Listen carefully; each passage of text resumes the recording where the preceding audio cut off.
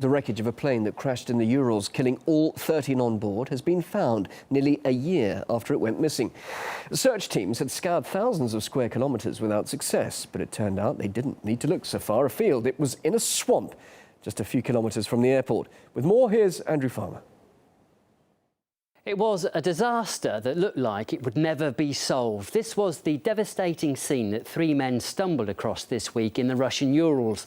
The remains of a plane that had gone missing nearly a year ago, with a loss of 13 lives. Normally the biplane was used to put out wildfires, but on the night of June the 11th last year, it's believed the pilot took it for a fatal joyride with 12 friends and relatives. Well, Yuri Matsarsky was one of three people who made the discovery, and he is with us now.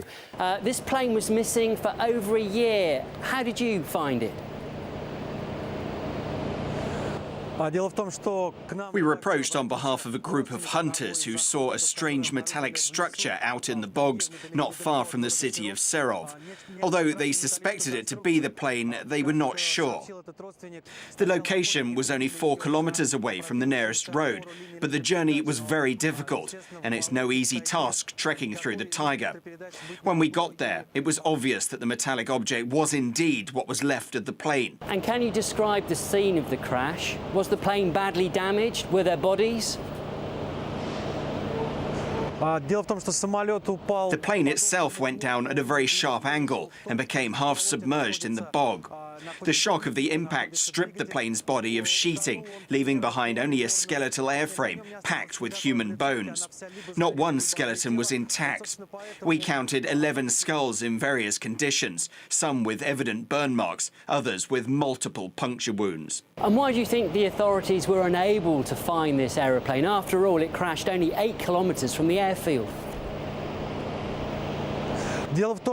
For most of the year, the taiga in this area is simply impassable.